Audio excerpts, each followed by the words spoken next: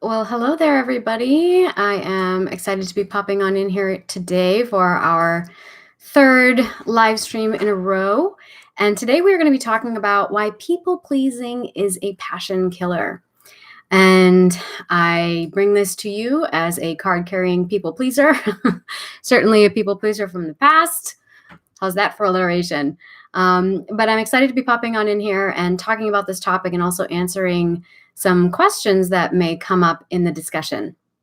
So when we started this live stream series, we talked about the number one quality that will make you irresistible to a lover. And we talked about how that is being in touch with your feelings rather than just your avoidance or your anxiety, i.e. your fear, right? And then secondly, we talked about the radical truth about neediness, and that sometimes being able to express your needs does not need to be mutually exclusive with loving someone, that you can have needs and still love someone who's unable to meet them. It just means that they may not be the right fit for you, and it's okay to allow that to be the case, right? You don't have to stop loving them, but it's about letting go of the ego attachment you may have to the idea that love is scarce, that it can only be found with this person, right? And allowing yourself to really expand and fill up into your own circumference, recognizing how amazing and beautiful and great you are, and just letting yourself recognize that and realizing that that means that while it means you are responsible for your own being on fire about life and figuring out what makes you happy and being your best advocate for that, it doesn't mean that you have to bury your needs. It doesn't mean that your needs are inappropriate just because somebody else isn't able to handle them. Okay. So for today's topic, I would ask you, do you sometimes feel like you're drained by your relationships? Or what about first dates or even the first emails, texts, and or phone calls? Do you, like a lot of us, myself included, feel like sometimes you always have to be nice or courteous and kind, and maybe set aside your own needs for a partner's? So if that sounds like you, I'd have you consider, what if a lover, instead of exhausting you, could actually add to your energy? What if a partner can't actually fall in love with you at all when you're exhausting yourself by overgiving and people pleasing them? And what if instead a partner falls madly in love with you when you learn how to surrender control and open up to receiving first? And this speaks to what I'm going to talk about regarding ego attachment. Okay. Now, I know this sounds, that sounds easy, wonderful, delightful, and really freaking scary because we have so many limiting beliefs tied up around whether or not that's possible. And if it is possible, oh dear God, like what if someone saw me for who I really was? If I don't think I'm good enough, then that stimulates the fear of losing that partner. But I'm here to tell you that relationships don't really need to be exhausting. And the truth is that if you feel like they're draining and exhausting, it's probably because you're working at them a little bit too hard. And that's because people pleasing can be love's death knell. Now, in my online community, members have often said, I don't want to ask my partner to do something that they don't want to do because I know then if they do it, it's only because I asked and it's not because they want to. So this is a difficult one to get around. Okay. So I want to just kind of flip the perspective on that for a moment and just ask if that's what you do. Do you do things to please your partner purely because they asked and not because you want to? And if that's the case, then I can understand why you would think that's their perspective. Do you take no pleasure in your people pleasing? Is it a complete drudgery to know what your partner truly desires and then be able to provide that for them without having to drive yourself crazy trying to read their mind and figure it out? Now, this is where you might actually take pleasure in being of service to someone you love, right? Do you never discover something new about yourself when your partner asks you to do something that you would never have considered trying? Have you never wound up enjoying something that you thought you would hate? So when our partners inspire us to step outside of our comfort zones, that is when we feel impassioned. And so conversely, if you were to ask your partner to do something for you just because you want to do it, regardless of how they may respond, you're giving them an opportunity to feel impassioned. Because when we authentically voice our needs and our desires, regardless of how we fear the way they may be received, that's when we're able to kind of step into our power. And when we stand by those things and we become our own self-advocates, that's when we call in a power to step into alignment there with us. And so these are the risks and also the fruits of vulnerability. And when we declare our needs and we ask that they be met, we are fully emotionally and authentically present, and we show up for ourselves and for our partners in the relationship. But when we don't advocate for our desires because we are too busy suppressing them or people pleasing out of a fear of rejection and or abandonment, we tend to fail to show up honestly and authentically in our relationships. And truly, that's not in service of love or to the ultimate pleasure of you or your partner. And in actuality, you're kind of denying your partner something in that kind of people pleasing. And then inexplicably, it seems, your partner tends to get kind of turned off, or they lose interest, or they start to emotionally distance themselves. And that only makes you kind of turn the people pleasing up to full volume. And it becomes this kind of snake that starts eating its own tail. Now, I want to add here that this is really different than a disproportionate kind of neediness, which is actually a result of need suppression. And we talked about that at length yesterday, right? So the neediness actually comes from a place of what I think of as attachment hunger, okay? And that comes from need suppression, not from voicing your needs as you have them, okay? So if you find yourself getting caught in that trap for for feeling like you have to set yourself aside in order to please somebody else, or you're always prioritizing somebody else's needs above your own, then I would ask you to become more aware of when you're starting to do that and to try to resist that temptation. And to remember that your needs are just as valid. And in fact, if you're able to voice your needs, then you're giving an opportunity for somebody else to show up and feel more connected to you. Now, already I know that there will be individuals who say, but when I express my needs, my partner disappears. Okay. And that is because they are dealing with the same issue that you're dealing with on the flip side. And that's probably why you've attracted them into your experience. Okay. So if you're noticing in your environment that when you express your needs, they're not getting met or they push people away, that's when you have to take a look inside yourself and say, okay, so what part of me is not valuing my needs? What part of me is looking for partners that aren't going to show up for me? What part of me continues to be attracted to that dynamic? Because that partner is in your external reality mirroring back to you an internal part. So there is some part of you that is protecting you by having you interact with people that aren't going to look that closely because you stay kind of safe and contained, right? There's a part of you that is going to say, I want these things. I desperately want and need these things. I have these needs. I want to get them met. And then there will be another part of you that says, but if those things are met and then they're taken away, that's going to be a pain worse than death. So we're not going to get into that situation, are we? Or on the other side of this, I've talked about this in previous videos, because we've been taught for so long that we have to earn love or that love is not something that is freely given. If you're with a partner that doesn't make you feel as if you are earning it, then when it is given to you, it is always suspect. You don't trust it because you haven't earned it. It's not valuable to you. Okay. And that gets into the what and how we value ourselves and what we have to bring to the table in romantic partnership, and how we value what other people bring to the table in romantic partnership. And that leads us down the landslide of, oh, well, they're too nice or they're too boring. They don't provide enough of a challenge. But really what that's about is they've taken away the only structure by which I understand my value. And thus I cannot understand who I am in relationship to that person outside of feeling like they're too nice for me, right? There's not enough there for me to have to compete around. And when there's no competition, I don't know who I am and I don't know how to score myself, right? So it's very painful and it's very difficult to let go of those dynamics because those are the ways in which we have come to define ourselves, right? So if any of this is resonating with you, feel free to just type your name and where you're coming from in the chat box there or in the comments below. I would love to give you a shout out here on the call. One thing I wanted to take note of, thank you everybody who gave the comments yesterday. I appreciate that. One comment that came through was someone had expressed that they liked what I was saying, but they took exception to my tone.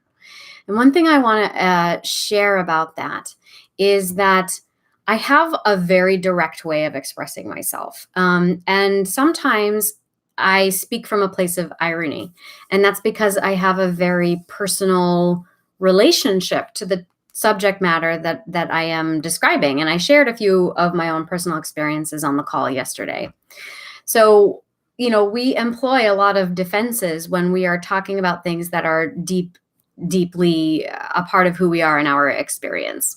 So I can share with you in my experience, one thing in my journey has been to allow myself to feel my feelings as I am having them. And that has been such a struggle for me because I grew up in a household where I kind of felt like I was a burden to my parents. I don't think they were quite ready for me or for my sisters and my siblings when we came. And so there was a lot of suppressing my feelings and my needs to become, mom or dad's little helper. So I was very much a parentified child growing up. I was the oldest of my biological siblings. And so there was a lot of, and I come from a family that is very intellectualized, a lot of academia and head energy going on in my family. So in my presentation, there's a lot of what we call isolation of affect, which is to say that when I get into a groove and I'm in an intellectual kind of flow, I have a tendency to isolate my emotions and my affect from what's flowing up here. So that's why so much of the work that I do now is centered around bringing it into the body, because ultimately that was what allowed me to kind of break through that quality of experience for me. And so it used to be that my go-to when I was struggling with something was to figure it out. And now my go-to is to sit down and meditate and draw and to do authentic movement and to try to feel my way through it instead. And in that journey, I came upon a lot of different things that I found very useful, in particular metaphor and archetypes and inner child work, right? And realizing that there are parts of me that are expressing themselves. So just for example, a comment in the video yesterday was that they appreciated what I'm saying, but they took exception to my tone and they read me as being judgmental or angry. And I thought that was very interesting because when I sort of outline my ideas and the things I want to share on these live streams, I'm very careful about my language so that it doesn't sound judgy. And, I'm very careful to say things like, we are all in process and it is all okay wherever you're at, whatever your attachment style may be, right? But when someone mirrors that back to me, then at first I kind of feel like, but I try really hard not to come across that way. And then there's another part of me that says, but it's coming across. So what am I effectively communicating that maybe my intellect isn't picking up on? And so I looked at that and I was thinking to myself, maybe there's a part of me. So anger is another thing that I have contended with in the past, because anger was destructive and I had a lot of it. And so it was very internalized and I had a really hard time connecting with my anger for a long time. And I always had this fantasy of like getting a dish, getting really mad, getting a dish and like throwing it and smashing it and just like tearing shit up, because I would never allow myself to make such a mess. And I finally decided I was going to do that. And I filmed it. It was going to be like this art. It was going to be like performance art. I was going to let my anger out. And so I put up this nice little tarp in my kitchen and I chose a few ugly dishes that had been gifts. And I was like, I don't mind smashing these. And I had my nice little pile of like 4 or 5 dishes and I had my recorder going and I was going to smash them and it was going to be great. I was going to let my anger out. And I couldn't access it. I could not. So I was like, all right, so I have to do the body stuff. So I started shaking my hands and kind of rocking back and forth. And I was like beating my heart space because I knew I had a lot of grief in there. And I was like, I got to get this out, got to get this out. And I started chanting and toning. And for those of you that don't know what that is, it's when, you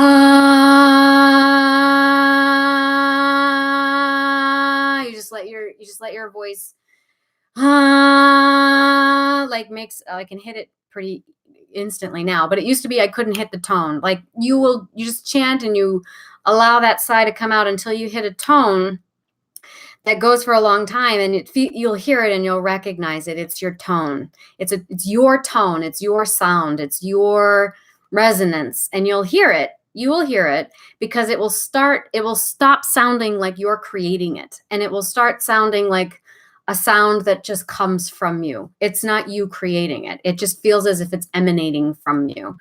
And I found the tone, and once I found the tone, the tears started flowing. And so it came first like tears, and then I got these waves of heat, and then it was like this. Then I just couldn't keep my hands still, and then I went to smash my dish, and even when I went to smash my dish, it was painful and I didn't have a lot of force, and it was more like dropping it. And then I was like, no, I gotta smash these things. So I picked up the dishes and I smashed them and I smashed them. And as I kept going, it got easier. And then I was getting mad. Then I was like, oh, there it goes. It's coming. And then I finished smashing my 4 or 5 dishes in my tiny little tarp.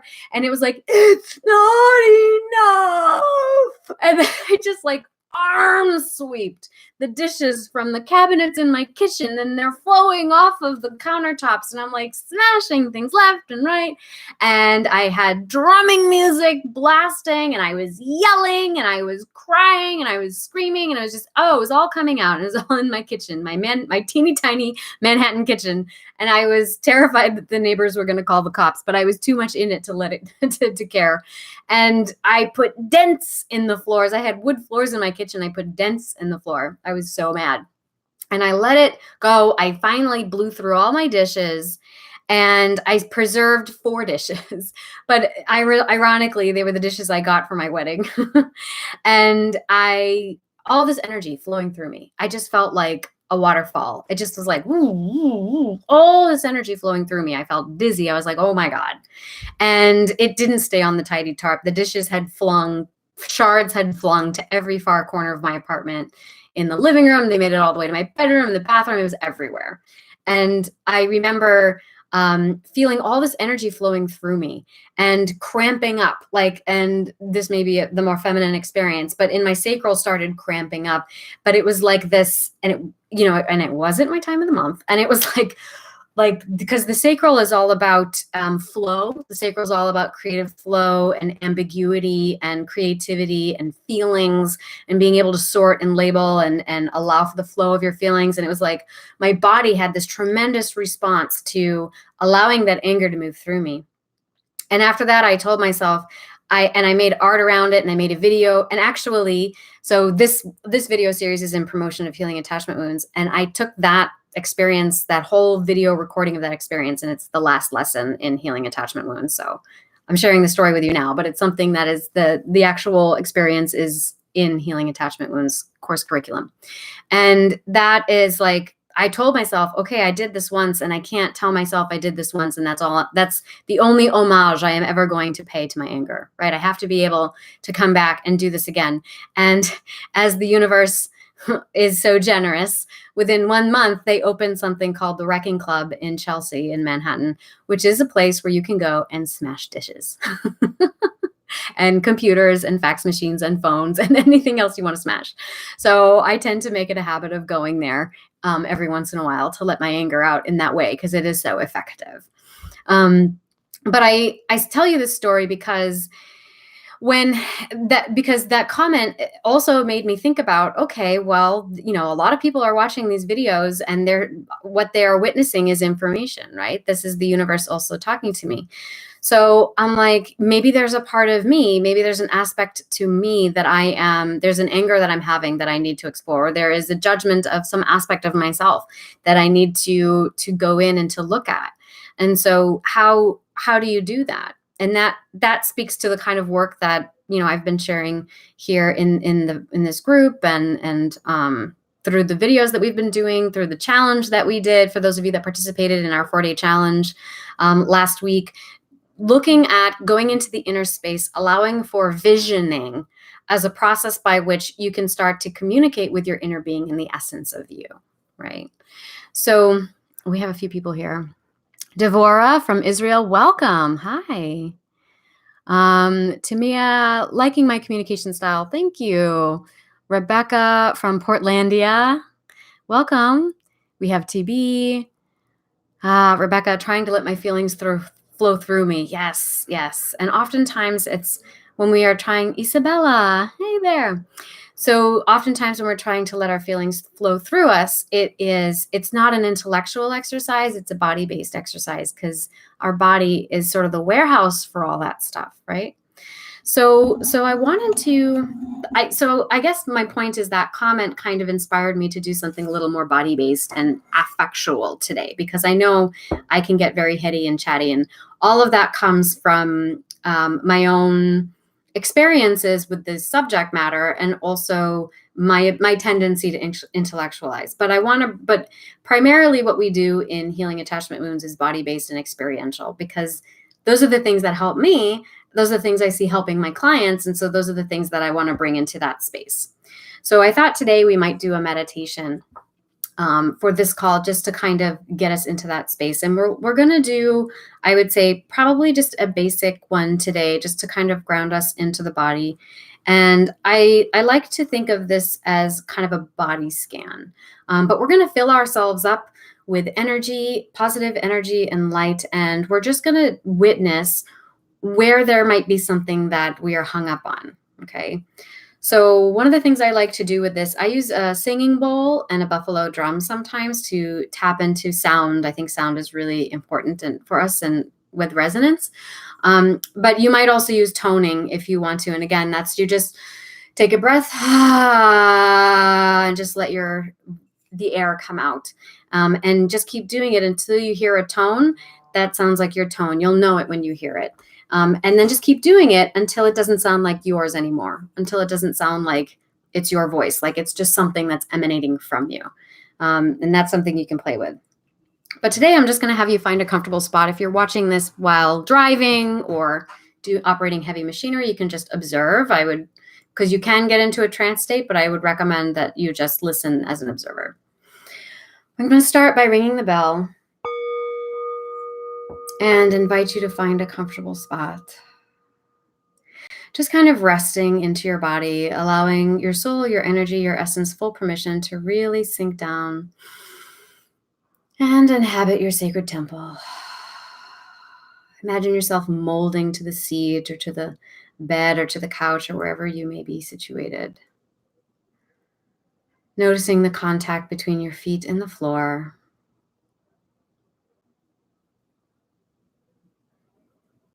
Imagining your crown kind of opening up and just whatever energy may be floating above your head, allowing it to rain down or pour down into your head, flowing down into you with every breath, filling yourself up with the essence of you. You might even see it as a white light or a golden eminence. And with every breath inside and the expansion of your lungs and your belly, just imagine that your inner space becomes wider and bigger, growing and growing, and recognizing that the inner space, that which is the essence of you, is very vast. It is large. It's in fact limitless.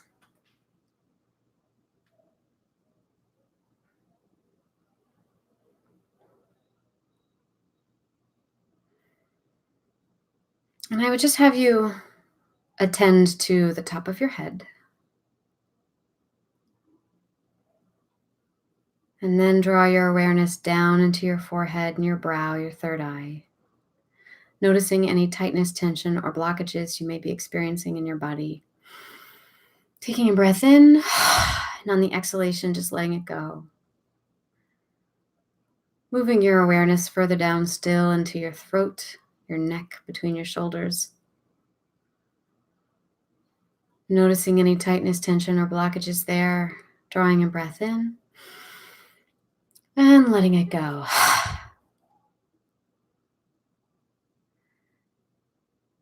Dropping down even lower into your chest and your sternum, your collarbone, down into your heart space, your lungs. Noticing any tightness, tension, or blockages you may have in that part of your body. You might even touch it with your hand if you like.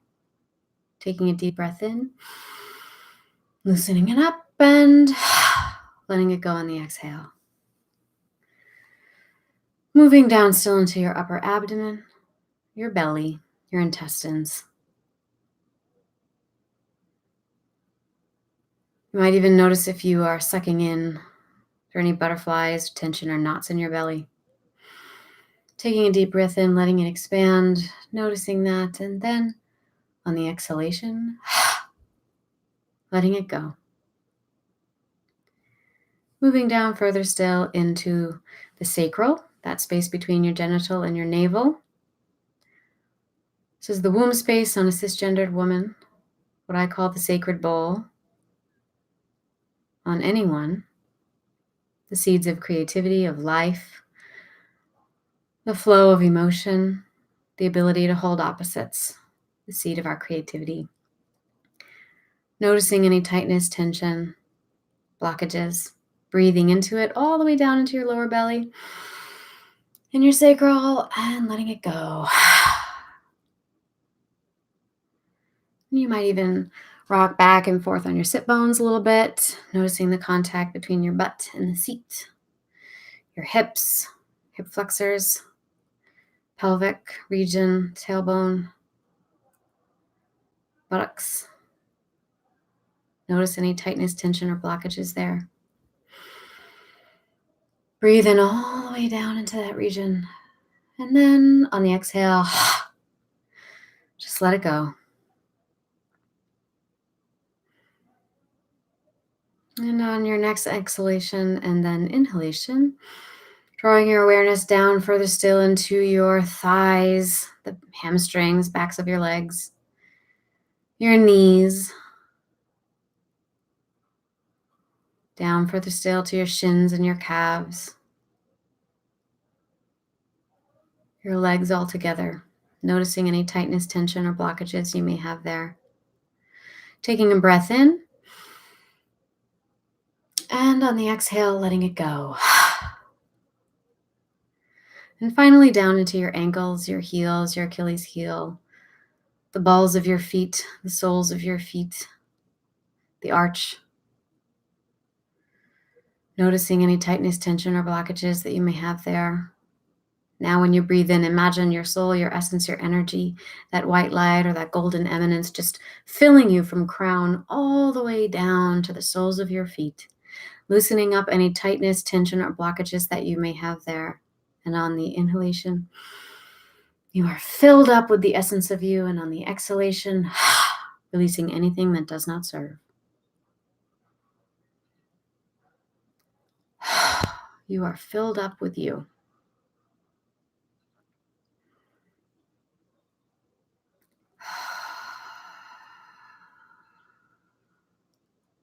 And you might notice the most subtle sensation you may be having in this moment. And then you may notice the most prominent sensation you could be having in this moment of total presence.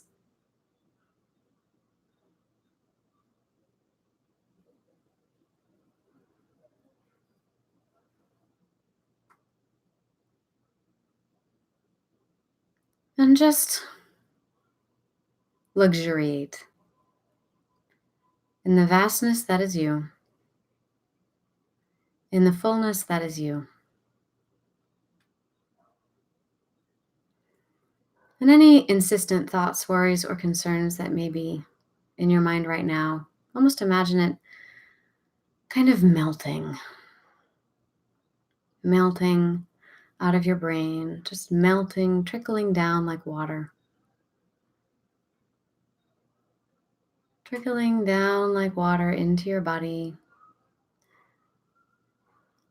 allowing it to fill your sacred bowl and your sacral and your hips, and to become alchemized. Your body is a tremendous filter. It can alchemize all of that busy thinking for you if you would just allow it to drain down and enter into that filter.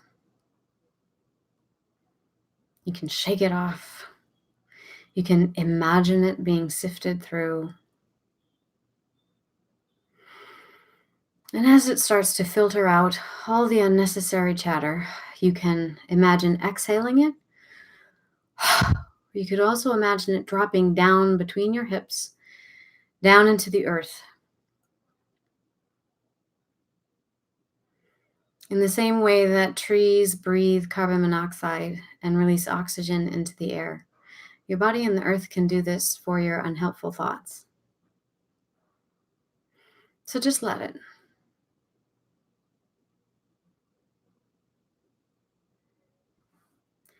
So I'm going to play the bowl for just a moment to allow you to luxuriate in that state.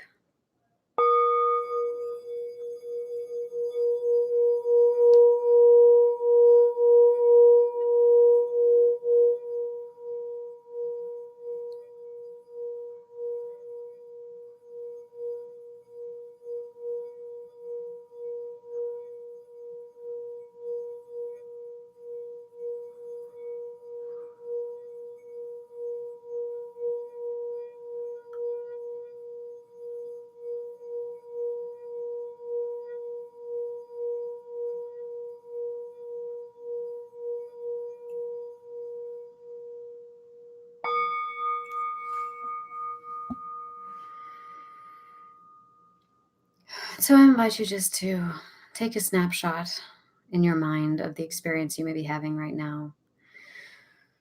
Breathing in, that trusting and knowing that through synchronicities in your environment, your own imagination, intuition, dreams, and creativity,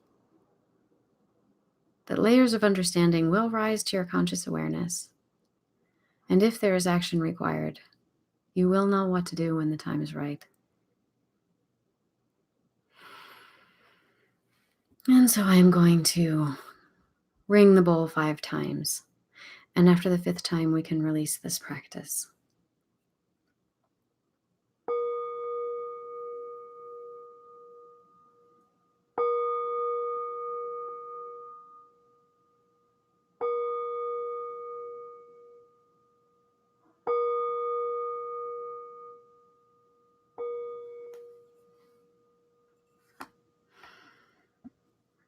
So I would invite you now to wiggle your fingers and or your toes and open your eyes when it feels ready. And just to come back as it feels natural to you. And I would love it if you would type in the chat box or the comment box there what that experience was like for you. What you noticed. You may have noticed certain things going on inside. You may have noticed, you might have even noticed a resistance to the experience.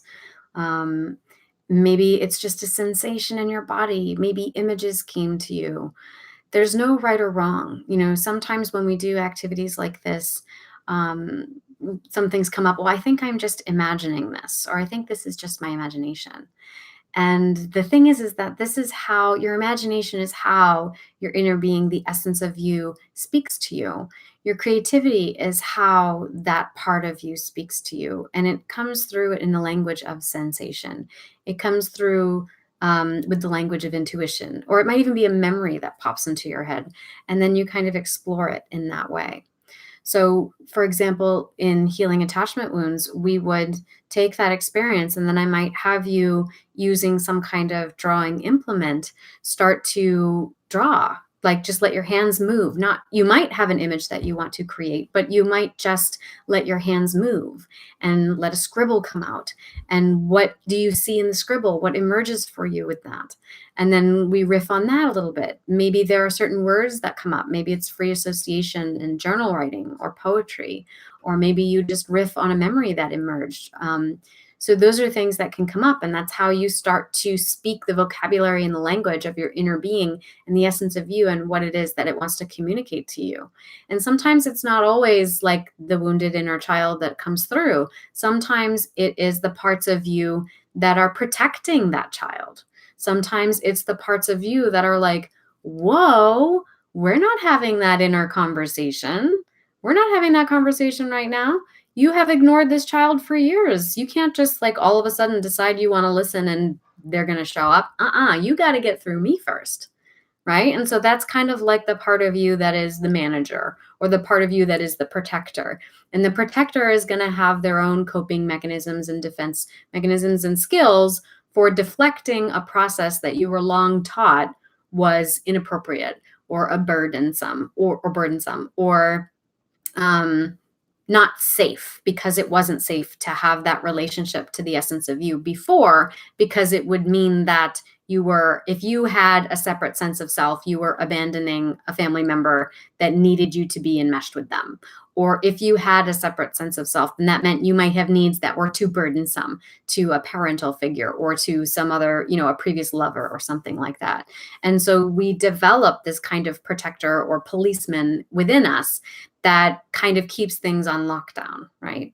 So sometimes it will be the wounded inner child, the essence of the wound that is stimulating those vulnerable feelings that wants to talk to you. Sometimes it's the policeman that wants to talk to you. And when that happens, we may experience static, for example, in our minds, or we may, rather than we might start having, like, instead of being able to feel as if we're going in, we feel as if a laundry list of things pops up in our head, or going in generates a feeling of anxiety. And so then that anxiety becomes like this tool that the policeman is throwing at you, like, nope, oh, don't do that. Here's some anxiety, so you don't want to do this anymore, right? So those are sometimes things that come through. My eyes filled with tears, and I realized that I don't have to be perfect to be loved. I can make mistakes in relationships and still deserve love. Thank you for sharing that. That's a profound insight. Thank you for sharing that. Exactly what I needed. I feel more free and my stomach feels better and feet are light. Oh, that's great. That's great. Yes. So it doesn't have to be a complex process. Sometimes just, inviting ourselves to really sink and be more fully present in the body, and recognizing and realizing that your body is, we kind of view it as scary because it tends to hold things, right? It tends to hold things that made us uncomfortable at some point. But the body is also kind of, as I mentioned in the meditation, a tremendous filter and conduit and communicator. And so if we can change our relationship to it, and I think we can do that through exercises like this, and through more gentle creative exercises like arts-based exercises, which we'll get more into tomorrow on our live stream, then it doesn't have to be such a heavy-handed process, and also sometimes, like, this is what I think is necessary in addition to things like talk therapy, because talk therapy can be tremendously useful. And oftentimes this work in tandem with talk therapy allows us to extract the insights that we need. But I, as a creative arts therapist, I feel that unless we are activating the body in some way, it's going to be difficult to titrate the head energy down into the body. And I say that as a practitioner and a clinician, but I also say that as someone who personally has experienced that. And who has always had tremendous insight, but has not never, I have now, but that had a long struggle with bringing it down into the body and allowing my body to be a part of who I am. Like, imagining that this isn't just me, this is me, and this is me, and this is me, and all of this is me, right? And having a relationship to every part of that, and recognizing that I'm not just this brain, I'm also all these things, and all these different aspects of myself have an aspect of consciousness, and they equally want to be in relationship to this part of me, right? And I'm pointing to it, but more or less I'm referring to my waking mind, my ego self, my personality. And the last thing I'll say before I hop off here is, when I talk about ego attachment and ego mind, I think the ego is a tremendous friend to you. I'm not in any way, shape, or form saying that we should not acknowledge our egos, which is more or less your waking mind, how we think and perceive things, right? The ego is a tremendous, tremendous aspect to a healthy sense of self and personality. It helps us to navigate and organize our experiences. But what happens is, when we've experienced trauma or we've experienced difficult experiences, it can become rigid. It can become kind of fixated on things. And that is when we want to try to soften that. And that's what I talk about when I talk about being able to release egoic attachment to things. So thinking that I can only get these things with this one type of person, or this one specific person, or this one kind of partner, right? That what has happened is our ego has witnessed things. And so it has come to some conclusions based solely on that narrow experience. But because we experience that, we then only look for evidence to support that as we continue on our way. And so what happens is we sort of naturally select the information we're willing to focus on, and we don't see the other possibilities, right? It's kind of like if I asked you to look around the room and tell me, how many blue things do you see, right? And so you look around the room and you count the blue things. And then I say, okay, now how many red things did you see? And you're like, well, I don't know. You told me to look for the blue things, right? So we have a tendency to do that. We have an experience of something, and then we just look for things that reinforce that experience because that makes us feel the most capable. But the thing is that there are the other things out there. You're just not looking for them because we're trained to think they don't exist, but they do. Okay. And by that, I mean healthy partners, secure partners, partners that are going to show up for you and love you and be able to meet your needs and be able to meet you where you're at. And if they're not able to meet all of your needs, at least be able to speak with you emotionally, honestly about it and find some way that you can come up with solutions together. Right. So yesterday we went for an hour. Today we're just going to go for the 47 minutes. But I would love it if any of this has resonated with you, just to kind of like this video or give me a comment in the thread there. And again, this video series is in promotion of my live online group coaching program, Healing Attachment Wounds, which is a 7-week course that takes you from feeling fearful and confused in your relationships to calling in the soul-shaking partnerships that you want, ideally without having to talk in circles for hours or even years on end with no tangible result. And we do this by taking a psychospiritual approach to creative arts interventions in the framework of attachment theory. And so today was a little bit of a taste of some of the experiential activities we do in the live group coaching space together. And I also invite you, if you are interested in learning more about this, I'm offering a free 30-minute consultation to talk about the program and to find out if it might be a good fit for you. It's a no pressure conversation, just to tell you a little bit more about what it's all about. This is the first time I'm ever running this program in the live online space. I've done live workshops, and I've been sharing it as self-directed content for the past couple of years. But this is the first time I'm doing it live, and that's because we just finished our 6-month live group coaching program that I host. It's called Hungry Love. And a lot of the feedback from the participants was that being in the live space and speaking with me directly and finding out how the content applies to their personal experience, and then also being in the group space and being able to connect to other group members who may be going through something similar, was of value to them. So we decided to do this program that way as well. And I'm really excited for it. We're going to be starting in May. So tomorrow's the last day to sign up at an early bird rate, which is 30% off. And then the last day to enroll altogether is the last day of April. So if that's something you're interested in, I will put a link to book a call with me or to check out the information page in the caption of this video. And again, if you have questions or comments, feel free to post those as well. I will be back tomorrow for the last live stream in this 4-part series. And I appreciate everybody coming and joining me today on the call.